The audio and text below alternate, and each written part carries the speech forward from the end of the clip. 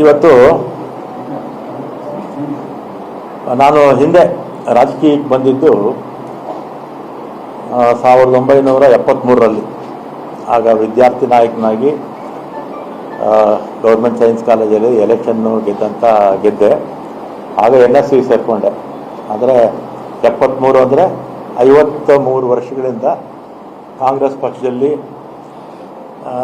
NSUಯಲ್ಲಿ ಮತ್ತು ಯೂತ್ ಕಾಂಗ್ರೆಸ್ಸು ಮತ್ತು ಬ್ಲ್ಯಾಕ್ ಅಧ್ಯಕ್ಷನಾಗಿ ಕಾರ್ಯಾಧ್ಯಕ್ಷನವರೆಗೂ ಕೂಡ ಕೆಲಸ ಮಾಡಿದ್ದೀನಿ. ಇದು ಕಾಂಗ್ರೆಸ್ ಪಕ್ಷ ನನಗೆ ಸಾಕಷ್ಟು ಅವಕಾಶಗಳನ್ನು ಕೊಟ್ಟಿದೆ. 9 ಬಾರಿ ವಿಧಾನಸಭೆಗೆ ಸ್ಪರ್ಧೆ ಮಾಡಿದ್ದೆ. ಮೊದಲು 1985ರಲ್ಲಿ ನಾನು ಅಪ್ಲಿಕೇಶನ್ ಹಾಕಿದ್ದೆ. ಯಾರ ಮನೆಗೂ ಹೋಗಿ ನನಗೆ ಅಸೆಂಬ್ಲಿ ಸೀಟ್ ಕೊಡಿ ಅಂತ ಕೇಳಿರಲಿಲ್ಲ.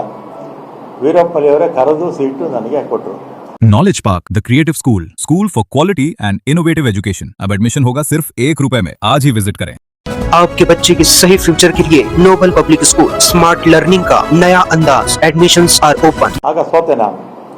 ಆಮೇಲೆ 89ರಿಂದ ಸತತವಾಗಿ 8 ಬಾರಿ ಬೆಂಗಳೂರು ನಗರದಲ್ಲಿ ಶಾಸಕನಾಗಿ ಜಯನಗರ ಮತ್ತು BTM ವಿಧಾನಸಭಾ ಕ್ಷೇತ್ರದಲ್ಲಿ ಶಾಸಕನಾಗಿ ಗೆದ್ದಿದ್ದೀನಿ. ಮೊದಲನೇ ಸಲ ವೀರಪ್ಪಯ್ಯವರ ಮಂತ್ರಿಮಂಡಲದಲ್ಲಿ ಸಚಿವನಾಗಿದ್ದೆ. ಆಮೇಲೆ SM ಕೃಷ್ಣ ಅವ್ರ ಕಾಲದಲ್ಲೂ ಸಚಿವನಾಗಿದ್ದೆ. ಧರ್ಮಸಿಂಗ್ ಅವ್ರ ಕಾಲದಲ್ಲೂ ಸಚಿವನಾಗಿದ್ದೆ. ಸಿದ್ದರಾಮಯ್ಯನವರ 2 ಅವಧಿಯಲ್ಲಿ ಸಚಿವನಾಗಿದ್ದೆ. ಎಲ್ಲ ಮುಖ್ಯಮಂತ್ರಿಗಳ ಹತ್ರ ಕೂಡ ನಾನು ಯಾವತ್ತೂ ಕೂಡ ನನಗೆ ಮಂತ್ರಿ ಮಾಡಿ ಅಥವಾ ಇಂಥ ಪೋರ್ಟ್ಫೋಲಿಯೋ ಕೊಡಿ ಅಂತ ಯಾವ ಮುಖ್ಯಮಂತ್ರಿಗಳನ್ನೂ ನಾನು ಕೇಳಿರಲಿಲ್ಲ. ಆಮೇಲೆ 2023ರಲ್ಲಿ ಮುಖ್ಯಮಂತ್ರಿಗಳು ಸಿದ್ದರಾಮಯ್ಯನವರಾದರು. ಆಗ ನಾನು ಅವ್ರನ್ನ ಹೋಗಿ ನಾನೇನು ಮಿನಿಸ್ಟ್ರು ಮಾಡಿ ಅಂತ ನಾನೇನು ಕೇಳಿರಲಿಲ್ಲ. ಅವರೇ ಕರೆದು ನನ್ನ ಮಿನಿಸ್ಟ್ರು ಮಾಡಿದ್ರು. ಆಮೇಲೆ 20ನೇ ತಾರೀಕು ಪ್ರಮಾಣ ವಚನ ಆಯಿತು. 23ನೇ ತಾರೀಕು ಸುರೇಶ್, ನಮ್ಮ ಬೈಕ್ ಸುರೇಶ್ ಈಗ ಮಂತ್ರಿಗಳಾಗಿದ್ದಾರೆ, ಅವರು ಫೋನ್ ಮಾಡಿ ಮುಖ್ಯಮಂತ್ರಿಗಳು ಮಾತಾಡಬೇಕಂತ ಬನ್ನಿ ಅಂದರು. ಕನ್ನಿಂಗ್ಯಾಮ್ ರೋಡ್ಗೆ ಹೋದೆ. ಅಲ್ಲಿ ಮೇಲ್ಗಡೆ ಯಾರೋ ಇದ್ದರು, ಸೆಲ್ಲರಲ್ಲೇ ಪಾರ್ಕಿಂಗಲ್ಲಿ ನಾನು ಸುರೇಶ್ ಮಾತಾಡಿದ್ವಿ. ಏನು ಕರೆದಿದ್ದೇನು ಅಂತ ಕೇಳಿದೆ. ಅದಕ್ಕೆ ನಿಮಗೆ ಬೆಂಗಳೂರು ಪೋರ್ಟ್ಫೋಲಿಯೋ ಕೊಡ್ತೀನಿ ಅಂತ ಹೇಳಿದರು. ಅಷ್ಟೇ ತಾನೇ ಫೋನಲ್ಲಿ ಹೇಳಿದರೆ ಸಾಕಾಗಿತ್ತು, ಇದಕ್ಕೆ ಯಾಕೆ ಕರೆದ್ರಿ ಅಂತೇಳಿ ನಾನು ಸಿದ್ದರಾಮಯ್ಯ ಭೇಟಿನೂ ಮಾಡಲಿಲ್ಲ. ಅವರು ಬೆಂಗಳೂರು ಪೋರ್ಟ್ಫೋಲಿಯೋ ಕೊಡ್ತೀನಿ ನಾನು ಬಂದುಬಿಟ್ಟು, ನಾನೇನು ಕೇಳಿರಲಿಲ್ಲ ಪೋರ್ಟ್ಫೋಲಿಯೋ ಕೊಡಿ ಅಂತ. ನಾನು ಸಿದ್ದರಾಮಯ್ಯನವ್ರನ್ನೂ ಕೇಳಲಿಲ್ಲ, ಅವರೇ ವಾಲಂಟಿಯರ್ ಆಗಿ ಕೊಡ್ತೀನಿ ಅಂತ ಹೇಳಿದರು. ಆಮೇಲೆ 25ಕ್ಕೆ ಅನೌನ್ಸ್ ಆಯಿತು ಪೋರ್ಟ್ಫೋಲಿಯೋ.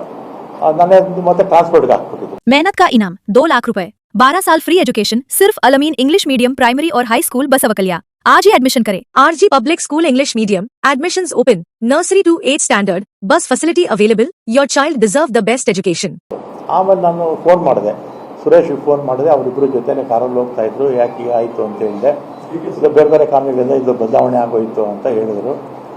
ಆಮೇಲೆ ನಾನು 25ನೇ ತಾರೀಕು ಮಾತಾಡಿದ್ಮೇಲೆ ನನಗೆ ನಾನೇನು ಕೇಳಿರಲಿಲ್ಲ, ಏನು ಇಂಥ ಇಲಾಖೆ ಬೇಕು ಅಂತ ನಾನು ಕೇಳಿರಲಿಲ್ಲ. ಅವರೇ ಕರೆದು ಕೊಡ್ತೀನಿ ಅಂತ ಹೇಳಿದರು. ಆಮೇಲೆ ನಾನು ಬೇಡ, ನನ್ನ ಮಂತ್ರಿಮಂಡಲದಲ್ಲಿ ಇರೋದಿಲ್ಲ ಅಂತ ನಾನು ಹೇಳಿದೆ. ಆಮೇಲೆ ನಮ್ಮ ಈಗಿನ ಮುಖ್ಯಮಂತ್ರಿಗಳು ಯಾರು, ನಮ್ಮ ಶಿವಕುಮಾರ್ ಅವರು ಮತ್ತು ಅವರ ಸಹೋದರ DK ಸುರೇಶು, ಇವರೆಲ್ಲ ನಮ್ಮ ಮನೆಗೆ ಬಂದು 2.5 ವರ್ಷ ಆದಮೇಲೆ ನಾನೇ ಚೀಫ್ ಮಿನಿಸ್ಟರ್ ಆಗ್ತೀನಿ, ಆಗ ನಿನಗೆ ಈ ಪೋರ್ಟ್ಫೋಲಿಯೋ ಬಿಟ್ಕೊಡ್ತೀನಪ್ಪ ಅಂತ. ನಾನು ಸಾಯಂಕಾಲ 4 ಗಂಟೆವರೆಗೂ ಇದ್ದರು ನಮ್ಮ ಮನೇಲಿ, ಅಲ್ವೇನಪ್ಪ? ಸಂಜೆ 4 ಗಂಟೆವರೆಗೂ ನಮ್ಮ ಮನೇಲಿ ಇದ್ದರು. ನೀವು ಮಾಧ್ಯಮದವರೆಲ್ಲ ಇದ್ದೀರಿ, ಅವತ್ತು ಎಲ್ಲ ನಮ್ಮ ಮನೆ ಮುಂದೆನೇ ಇದ್ದರು. ನಾನು ಆಯಿತು ಅಂತ ಸುಮ್ಮನೆ ಆದೆ. ಮತ್ತು ಮೊನ್ನೆ 25ರಲ್ಲಿ ಅವರು CM ಆಗಿ ಓದ್ ತಗೋಬೇಕು. ಅದರ ಹಿಂದಿನ ದಿನವೇ ನಾವು ಹೋಗಿದ್ವಿ. ನಾನು ಕೃಷ್ಣರಾಜ್ ಅವರು ಇಲ್ಲೇ ಇದ್ದಾರೆ, ಅವ್ರಿಗೆ MLC ಸೀಟ್ಗೆ ರೆಕಮೆಂಡೇಶನ್ ಮಾಡೋದಕ್ಕೆ ಹೋಗಿದ್ದೆ ಕೃಷ್ಣರಾಜ್ ಅವರಿಗೆ. ಆಮೇಲೆ ಕೃಷ್ಣರಾಜ್ ಅವರು ಅವ್ರ ವಿಚಾರ ಮುಗಿದ ಮೇಲೆ ನಾವಿಬ್ಬರೇ ಪರ್ಸನಲ್ಲಾಗಿ ಕೂತಿದ್ದಾಗ ನಾನೇನು ಇವ್ರನ್ನೂ ಯಾರು ಶಿವಕುಮಾರ್ ಅವ್ರನ್ನೂ ಕೂಡ ನಾನು ಮಂತ್ರಿ ಮಾಡ್ಕೊಳ್ಳಿ ಅಂತ ಕೇಳಲಿಲ್ಲ, ಅಥವಾ ಸಿದ್ದರಾಮಯ್ಯನವ್ರ ಹತ್ರ ಹೋಗಿ ನಾನು ಮಂತ್ರಿ ಮಂಡಲದಲ್ಲಿ ಸೇರಿಸಿ ಅಂತ ಹೇಳಲಿಲ್ಲ, ಅಥವಾ ಹೈಕಮಾಂಡ್ಗೆ ಹೋಗಿ ನನ್ನ ಮಂತ್ರಿ ಮಾಡಿ ಅಂತ ನಾನೇನು ಕೇಳಿರಲಿಲ್ಲ. ಮಾಡಿದ್ದಾರೆ, ಸಂತೋಷ. ಮತ್ತು ಅವತ್ತೇ ಶಿವಕುಮಾರ್ ಬೆಂಗಳೂರು ಪೋರ್ಟ್ಫೋಲಿಯೋ ನಿನಗೆ ಕೊಡ್ತೀನಪ್ಪ ಅಂತ ಹೇಳಿದರು. ಆಯಿತು ಅಂತ ಬಂದೆ. ನಾನು ಅದನ್ನು ಕೇಳಿರಲಿಲ್ಲ, ಅವ್ರಿಗೆ ಅದನ್ನು ಕೇಳಲಿಲ್ಲ, ಅವರೇ ವಾಲಂಟಿಯರಾಗಿ ಹೇಳಿದರು. ಆಮೇಲೆ ನೋಡಿದ್ರೆ ಈಗ ಜನಸಂಪನ್ಮೂಲ ಕೊಟ್ಟಿದ್ದಾರೆ. ನಾನು 2 ಬಾರಿ ಕೂಡ ಅವರೇ ಕರೆದು ಕೊಡ್ತೀವಿ ಅಂತೇಳಿ ಆಮೇಲೆ ಬೇರೆಯವ್ರಿಗೆ ಆಯಿತು. ಅದಕ್ಕೆ ನನಗೆ ಬೇಸರ ಆಗಿ ಈಗ ಆತ್ಮಸಾಕ್ಷಿ ವಿರುದ್ಧವಾಗಿ ಕೆಲಸ ಮಾಡಕ್ ಆಗ್ತಿಲ್ಲ ಅಂತೇಳಿ ಇವತ್ತು ನಾನು ರಾಜೀನಾಮೆ ಕೊಡ್ತಾ ಇದ್ದೀನಿ. The age school admissions are open, जहां तालीम से बनेगा आपके बच्चे का रोशन कल. Sky Sunshine School, step towards better future.